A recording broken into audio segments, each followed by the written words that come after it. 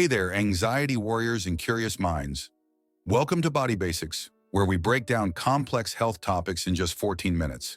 I'm your host, and today we're diving deep into the world of anxiety. It's one of the most common mental health issues today, but what do we really know about it? In the next 14 minutes, we're going to explore the ins and outs of anxiety. We'll cover everything from basic definitions and types of anxiety to how it affects your body and mind. We'll bust some common misconceptions, look at the latest scientific research, and discuss treatment options. So buckle up, take a deep breath, and let's get started. First things first, what exactly is anxiety? Well, it's not just feeling a bit nervous before a big presentation or a first date. That's normal anxiety, and it's actually a healthy response to stress. It's your body's way of saying, hey, pay attention. This is important. But when we talk about anxiety disorders, we're dealing with a whole different beast. Anxiety disorders are like that friend who always shows up uninvited and overstays their welcome. They're persistent, excessive worries that don't just go away when the stressful situation is over. It's like your brain's alarm system is stuck in the on position, blaring at full volume, even when there's no real danger. Now, anxiety isn't a one-size-fits-all kind of deal. It comes in various flavors, kind of like a not-so-fun ice cream shop. You've got your classic generalized anxiety disorder, GAD, which is like the vanilla of anxiety disorders.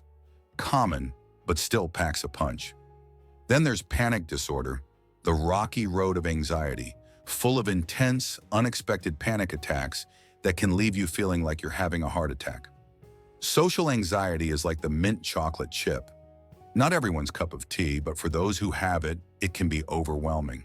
It's the fear of being judged or embarrassed in social situations. And let's not forget about the lesser-known flavors like agoraphobia, fear of open or crowded spaces, or separation anxiety in adults. Yes, it's not just for kids and puppies.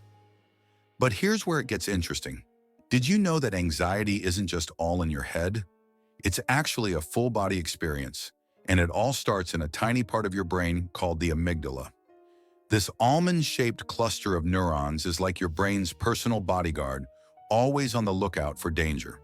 When it senses a threat, it sounds the alarm faster than you can say fight or flight.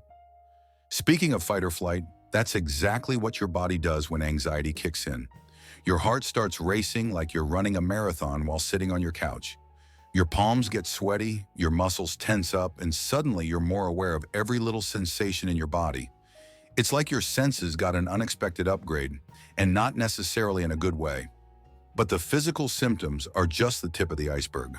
Anxiety can mess with your mind in ways you might not even realize. Ever tried to concentrate on a task when you're anxious? It's like trying to catch a greased pig. Nearly impossible. Your thoughts start racing, jumping from one worst-case scenario to another. It's like your brain decided to write a disaster movie, and you're the unwilling audience. And let's talk about those cognitive distortions. No, it's not a new indie band name, although the cognitive distortions does have a nice ring to it. These are those pesky thought patterns that anxiety loves to play on repeat. There's catastrophizing, where your brain convinces you that the absolute worst will happen. I'm going to be late for work quickly becomes, I'll get fired, lose my house, and end up living in a cardboard box. Then there's black and white thinking, where everything is either perfect or a total disaster, with no in-between. It's like your brain forgot that gray areas exist. These thought patterns can be so sneaky that you might not even realize they're not based in reality. Now here's something that might surprise you. Anxiety can affect your gut as much as your head. There's this thing called the gut-brain axis, and it's like a superhighway between your brain and your digestive system. When anxiety strikes, it can send your gut into chaos. Suddenly, you're best friends with the bathroom, or your stomach feels like it's auditioning for a circus act. But wait, there's more. I promise this isn't an infomercial for anxiety, though. Some people experience sensory overload when they're anxious. Sounds become too loud, lights too bright, and don't even think about that itchy tag on your shirt. It's like your senses went to 11 and you can't find the volume knob. Now you might be thinking, okay, but I don't experience any of that. I must not have anxiety. Well, hold on to your hats, folks, because here's a plot twist. Anxiety can be invisible. That's right. Some people can look as cool as a cucumber on the outside while their insides are doing the cha-cha slide. This brings us to the concept of high-functioning anxiety. These are the people who seem to have it all together. They're successful, they're achieving goals left and right, but inside, they're constantly battling a storm of worry and self-doubt. It's like they're ducks, calm on the surface but paddling like crazy underneath.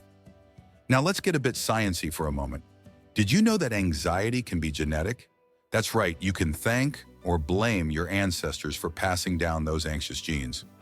But before you start pointing fingers at Great Aunt Mildred, remember that genetics is just one piece of the puzzle. Environmental factors play a huge role too. Speaking of evolution, ever wondered why we even have anxiety in the first place? Well, turns out our caveman ancestors can take credit for that. Anxiety was a survival mechanism. Those who worried about potential dangers were more likely to survive and pass on their genes. So in a way, your anxiety is just trying to keep you alive. It's like an overzealous bodyguard that never got the memo that we're not fighting saber-toothed tigers anymore. Here's another fun fact. Anxiety can have a strong connection to hormones, especially in women. Ever notice how your anxiety might spike at certain times of the month? Or how it might get worse during pregnancy or menopause? That's your hormones throwing a party, and anxiety decided to crash it. And let's not forget about the sleep-anxiety connection. It's like a chicken and egg situation. Anxiety can make it hard to sleep, and lack of sleep can make anxiety worse. It's a vicious cycle that can leave you feeling like a zombie extra from The Walking Dead. Now let's bust some myths, shall we? First up, the idea that anxiety is just overthinking. If I had $1 for every time someone said, just stop worrying, I'd have enough money to fund anxiety research for the next century. Anxiety isn't just thoughts. It's a whole-body physiological response. Myth number 2, you can just relax and get over it. Oh, if only it were that simple. Telling someone with anxiety to relax is like telling a person with a broken leg to just walk it off. It completely ignores the very real biological basis of anxiety disorders. Here's another good one. Only weak people get anxious. Excuse me while I laugh for a moment. Some of the strongest, most resilient people I know deal with anxiety on a daily basis. It takes incredible strength to face your fears and push through anxiety. Last but not least, the myth that anxiety is always visible. Remember what we said about invisible anxiety? You can't always tell if someone is anxious just by looking at them. Some people are masters at hiding it, while others might be having a full-blown panic attack without anyone noticing. Now let's talk solutions, because despite how overwhelming anxiety can feel, there are ways to manage it. First up, we've got cognitive behavioral therapy, or CBT. It's like a workout program for your brain, teaching you to recognize and change those anxious thought patterns. It's the gold standard for anxiety treatment, and for good reason, it works. Then we've got mindfulness and acceptance-based therapies. These are all about learning to sit with your anxiety instead of fighting it. It's like making friends with that annoying neighbor. You might not like them, but you can learn to coexist peacefully. Of course, we can't forget about medications. There are several types, like SSRIs, SNRIs, and benzodiazepines. They work by balancing out the chemicals in your brain. Think of them as a tune-up for your brain's engine. But wait, there's more. Okay, maybe this is turning into an infomercial after all. There's a whole world of alternative treatments out there. Ever heard of nutritional psychiatry? It turns out that what you eat can have a big impact on your anxiety levels. Who knew that kale could be an anxiety fighter? Then there are supplements like magnesium, omega-3 fatty acids, and L-theanine. They're like nature's chill pills. And let's not forget about exercise. It's not just good for your body, it's a powerhouse for managing anxiety. It's like sweating out your worries one burpee at a time. For the tech-savvy among us, there are even cutting-edge treatments like neurofeedback and brain stimulation techniques. It's like giving your brain a software update to better handle anxiety. Now, what if you're not the one with anxiety, but you want to support someone who is? First, let's talk about what not to say. Calm down or just relax are about as helpful as a chocolate teapot. Instead, try offering empathy and understanding. Something like, "That sounds really tough. I'm here for you," can go a long way. Listening is key, and I mean really listening, not just waiting for your turn to speak. Sometimes people with anxiety just need to be heard without judgment. And if you think they might benefit from professional help, encourage it gently. There's no shame in seeking help for anxiety, just like there's no shame in seeing a doctor for a broken bone. So, there you have it, folks. Anxiety in a nutshell.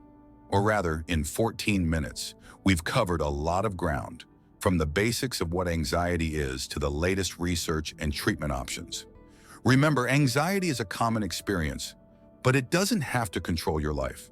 If you or someone you know is struggling with anxiety, don't hesitate to reach out for help. There are so many tools and treatments available, and with the right support, anxiety can be managed. You're not alone in this fight. And hey, if you found this video helpful, don't forget to like, subscribe, and hit that notification bell. Join us next time on Body Basics, where we'll be tackling another health topic in just 14 minutes. Until then, take care of yourselves and remember, you've got this.